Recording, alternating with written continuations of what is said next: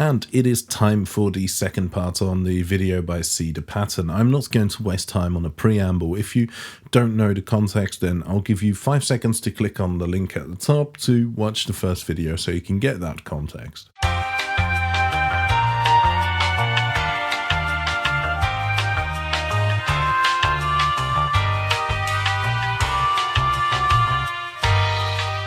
Okay, you have made it to this point, so I will assume that you have watched the first video. If you're still watching this without having seen the first video, then you are insane. And I'm talking about properly insane. I recently had an email exchange with a dude claiming that aliens told him that our value for pi is incorrect. You are that level insane, you maniac. Okay, let's get cracking then. In the previous video, he tried to make a claim that physics and chemistry as disciplines are moving further away from each other, that our understanding of quantum mechanics is fundamentally incompatible with our understanding of chemistry. In true electric universe fashion, he is completely ignoring all the important advances in science since, well, Nikola Tesla died.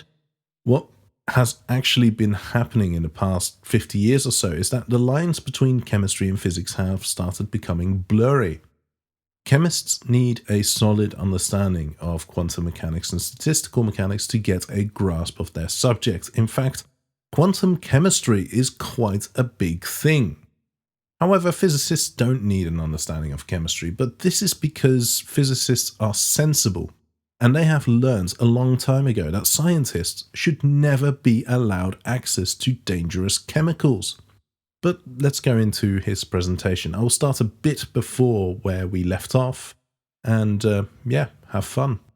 There are a set of rules that apply to chemistry. We know certain reactions will occur under certain conditions. Being able to explain these in terms of physics is a little harder to do. We understand the rules, but struggle to be able to build the models that would predict these in a quantum world. A chemist does not require subatomic particles to be able to predict the outcome of a reaction. A physicist struggles to use the subatomic particles and the random nature of the quantum realm to accurately predict the outcome of these reactions. And this is no more so than in the prediction of nuclear reactions. Whoa, slow down. Now you are conflating the two. Nuclear reactions and chemical reactions are completely different things. Chemical reactions are for chemists. Nuclear reactions are for physicists. As for my previous point, yes, the line has blurred between chemistry and physics, but it hasn't blurred that much. The reason why there is a discrepancy between physics and chemistry when it comes to nuclear reactions is mainly due to the fact that chemistry has fuck all to say about nuclear reactions. As you say, chemistry doesn't work with subatomic particles. Nuclear reactions are all about the subatomic particles. There are two important concepts that need to be understood: nuclear binding energy and mass defect. Okay, and he's about to go into some useful concepts. Although a bit ham-fisted, it is not a half-bad way of explaining things. Binding energy is the energy required to split a nucleus into the individual components. Not all atoms are alike. We know that each component of the nucleus has an energy equivalent given by E equals mc squared. When we examine the nucleus, there is a notable difference in the mass of the nucleus. The actual mass is always less than the constituent parts because energy is released when the nucleus is formed. In simple terms, the energy required to create the nucleus is less than the energy available in the individual parts separately. In theory, all matter can have an energy value given by E equals mc squared. But when a nucleus is created, this removes some of this energy. The difference is what is released as energy. To split an atom takes a certain amount of energy called the binding energy. Elements lighter than iron will release energy by combining into fusion because the binding energy increases with increasing mass. In simple terms, it requires less energy to become larger. The difference is released as energy. For elements heavier than iron, they will release energy upon splitting, which is called fission. So above iron, it becomes harder to join nuclei together as this requires more energy. So splitting them takes them back to a lower energy state, releasing the difference. Okay, quick run through. A proton has a mass of 1.672 times 10 to the minus 19 kilograms, or 938.2 mega electron volts per speed of light squared. And we are just going to drop the per speed of light squared thing, as it is a mouthful.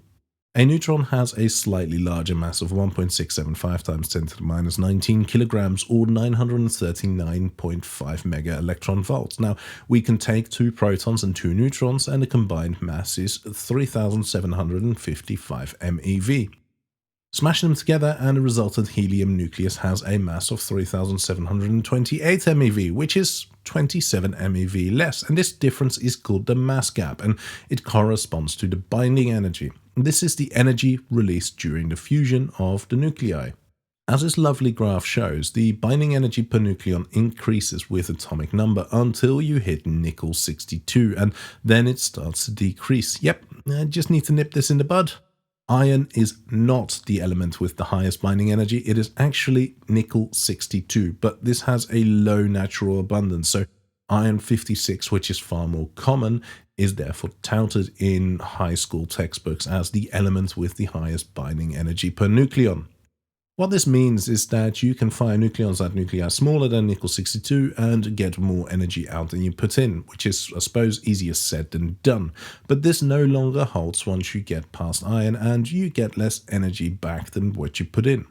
But there is an important implication here, and that is that the configuration becomes less stable with increasing atomic number, and that is where we get radioactive elements which just break apart for no apparent reason. Well, the reason is actually pretty clear, but we are going to sit on that for narrative purposes. One problem is predicting how the larger atoms will split, and it is very difficult to explain using the current model of how the atom is structured.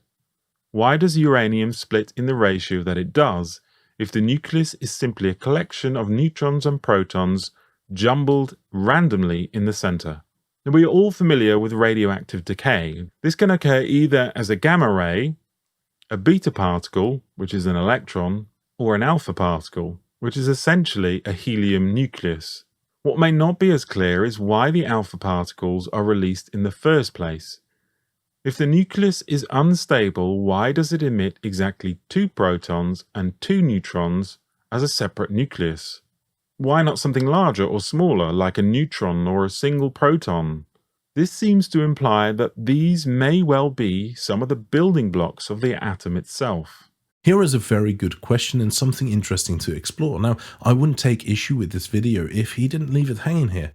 The implication is that there's something obvious here that the standard theory cannot explain. If I were mean, then I would tear him apart for this. After all, this is a classic example of the old tactic of claiming that this is something that we observe and physics cannot explain this, whilst actually ignoring the fact that it is really easy to explain. And all the tools that you need to figure out why this is the case are already presented in this video. We start with, why doesn't it emit a smaller particle than the alpha particle? Well, the clue is all in the binding energy. The alpha particle has a ridiculously large binding energy, and this is clear in the graph that he shows. But we can perform some simple calculations. All we need to do is consider the mass of the initial nucleus before the decay and subtract the sum of the masses of the product. So let's take uranium-232, which decays to thorium-228 via alpha decay. We take the mass of uranium-232, subtract the mass of thorium-228 and the mass of a helium nucleus, and we get 5.4 MeV. So this is the energy that is spare, and that is released in the form of kinetic energy of the thorium and helium nuclei. But through conservation of momentum, we find that most of it goes to that helium nucleus. Now, this is fine. We are happy with that. And there are some additional complexities here, but these aren't too relevant for this question. Now, why does the uranium-232 not decay by emitting a proton? Well, the daughter nuclide would then be protactinium-231, and we can perform the same computation. And we get that the difference in energy is minus 5.59 MeV. Note that minus sign. Yes, for this to happen, we would need to pump 5.59 MeV into the nucleus. But as these decays would need to happen spontaneously, this is also saying that if a particle would decay via the emission of a proton, then it would gain energy. The system would spontaneously go into a higher energy state without any energy being put in. And thermodynamics says no. The same thing applies to the emission of a deuterium atom. If uranium-232 were to decay via the emission of deuterium, which comprises a proton and a neutron, then we would get protactinium-230 and we would need to pump an extra 10.7 MeV into this, or 10.2 MeV if it were to decay via tritium emission to protactinium-229. So this tells us why the atom doesn't decay via smaller particle emissions. As for why the particle doesn't decay via larger emissions, well, the simple answer is they do. And this is an example of what I've alluded to before with bullshit comments.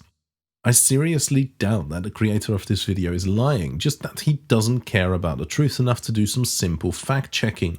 All you need to do is Google decay mechanisms and read a bit, and you will then come across a concept known as cluster decay. Now, this type of decay is not as common as alpha decay, and it all has to do with the prior energy considerations. But yes, there are more decay mechanisms than just alpha, beta, and gamma decays that you would learn about at school. Now, another problem connected with this is the size of the nucleus itself. We know that protons and neutrons have size. This means that the nucleus must have a size which relates to these sizes. Add into this the fact that the position of the protons and neutrons is also unknown or random.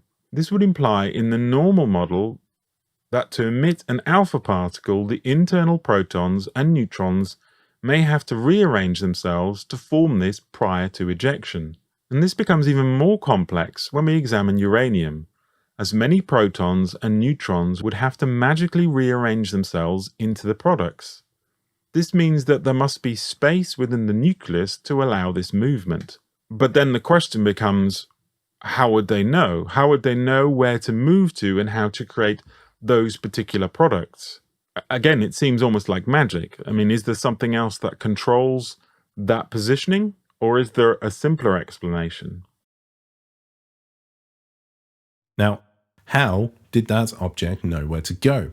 There are two ways of looking at this. First, you can say that there's some force pulling it down. Another one would be to say that when I hold the object up, it is in a higher energy state. When I let go, a lower energy state on the floor becomes accessible and it goes there. And this is the universe in a nutshell. It's lazy. If an object can move to a lower energy state, then it will. There is also the problem that you are trying to picture these nucleons as marbles in a tightly packed sphere. Quantum mechanics simply does not work like that. So this means that there must be space within the nucleus to allow this movement. When we examine the width of the nucleus versus the width of the particles that make up the nucleus, we find that there simply is no room. A hydrogen atom is 1.75 femtometers in diameter, and this is the diameter of a single proton. Iron 56 has 26 protons and 30 neutrons, and has a diameter of about 4 protons. Uranium-235 has 235 particles, all packed together within the diameter of just 6 protons. Now, if you were to take a bag of marbles and you wanted to create a ball out of 235 marbles, and you packed it to the smallest sphere possible, then you would also end up with something that was about 6 marbles in diameter. And this clearly shows that the particles arrange themselves into a very tightly packed sphere where there is no room for any further movement. And this has led scientists to conclude that the nucleus must be structured. There are over 30 different models for the nucleus. None are really satisfactory and often contradict each other. Well, that is why they're models and not theories, and I'm pretty sure at this point that you don't understand any of them. The thing is that they complement, not contradict. But you are right in saying that the models are not complete. Norman Cook has done a very good analysis of the majority of these models and showed that none of them were good enough. Some variants included the gas model, and here the nucleus behaves as a free-moving gas.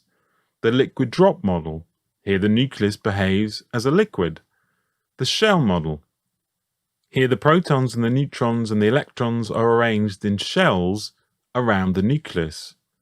And then the alpha particle model, and here the nucleus is created from a repeating building block in shapes of tetrahedrons.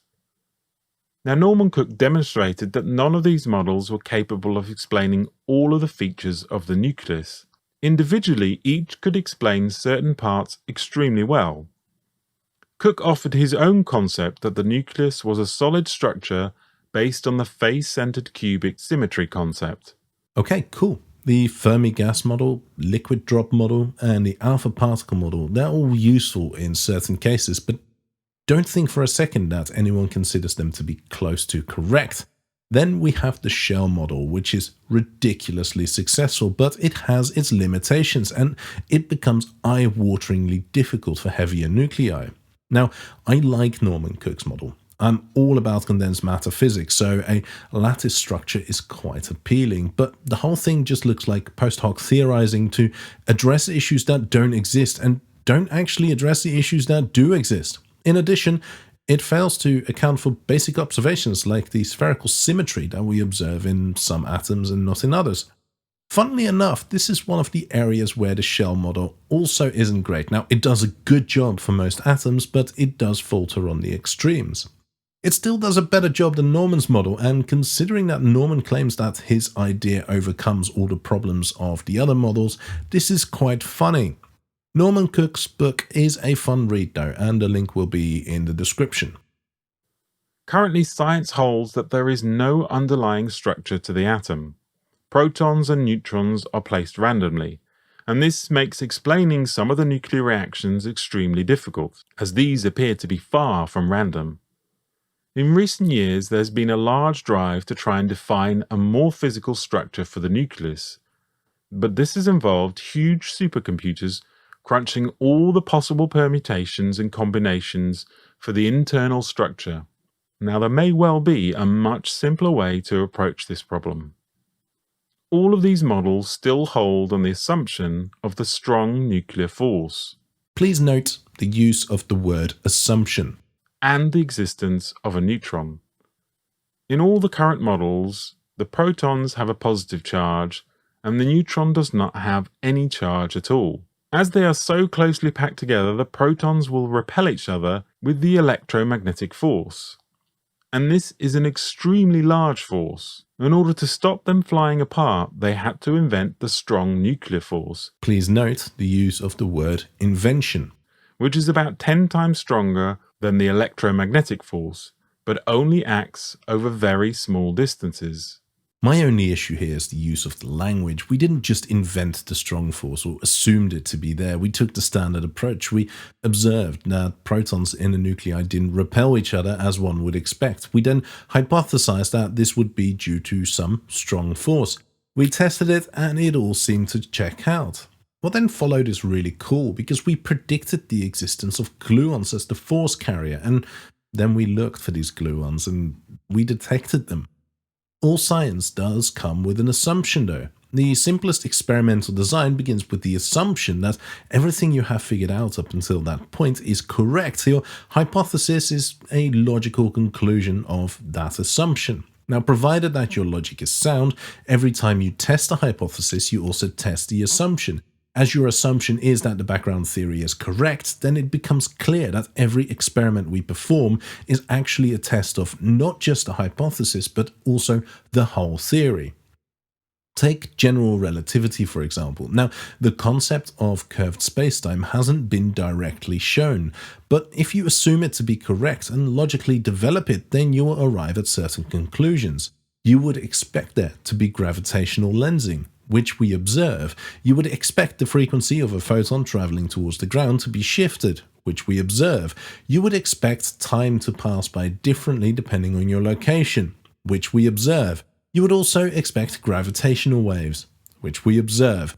The thing about general relativity is that it didn't just explain the same stuff that we could already explain. It also made additional predictions, and therefore it became useful and testable. And that is a good theory. Now, I am lumping this video in with the electric universe crowd, but I do know that there is a significant part of that crowd that reject Norman Cook's model, or the model that we'll be covering in the next video. But they do share certain similarities. Both claim to address shortcomings in the established theories, even though they really don't. Neither provide additional predictions to make their ideas testable. And of course, they all ignore the evidence that contradicts their ideas. In general, we look for a new law by the following process. First, we guess it. Then we well, don't laugh, that's really true. Then we compute the consequences of the guess to see what, if this is right, if this law that we guessed is right, we see what it would imply, and then we compare those computation results to nature, or we say compare to experiment or experience, compare it directly with observation to see if it works. If it disagrees with experiment, it's wrong. And that simple statement is the key to science. It doesn't make a difference how beautiful your guess is, it doesn't make a difference how smart you are who made the guess, or what his name is. If it disagrees with experiment, it's wrong. That's all there is to it. Let's say that I have developed a theory and we will call it the beer theory because I lack imagination and I was enjoying a lovely IPA when writing this script. The theory explains why beer is tasty, but that is all it does. But then someone else proposes the general theory of alcoholic beverages, and it also explains why beer is tasty, but for conflicting reasons. Now, this conflicting theory is pretty useless as we cannot differentiate between the two. But then the person who developed the second theory comes along and shows through flawless reasoning that there exists another amber liquid which is tasty.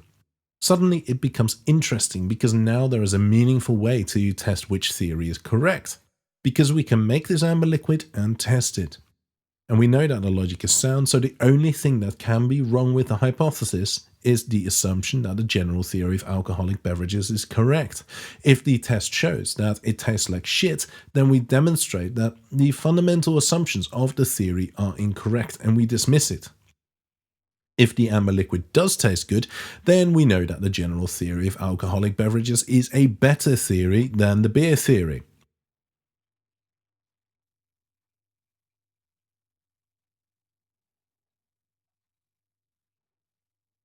And yes, I think we can conclude that the general theory of alcoholic beverages is a better theory.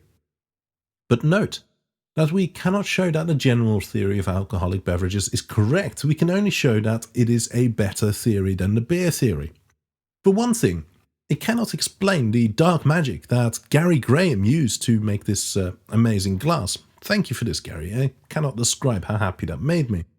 I will link the video to where Gary makes this in the description. But anyway, that was it for this, and there will be a follow-up as we haven't gotten to the meat and potatoes yet. In the next video, he goes into something called the structured atomic model, as I mentioned at the start. And I will be honest, I like it. I really do. If you don't think about it for long enough, or maybe you don't have a grasp of the basics in nuclear physics, which is understandable, then it really is an appealing idea. Unfortunately, it is terribly wrong. And as already talked about the role that assumptions play in the development of the theory, I don't want to spoil it for you, but the whole structured atomic model is based on a pretty big assumption. And spoiler alert, the assumption was already shown to be incorrect about 4 years before the main proponent of the structured atomic model was born. But that's it for this video, and you'll see me in the next one. I would like to thank my patrons. Well, you know who you are, and you guys are awesome. And of course, Gary Graham for making and sending me the equipment that was absolutely necessary to test the general theory of alcoholic beverages. To everyone else, you also rock. And until next time.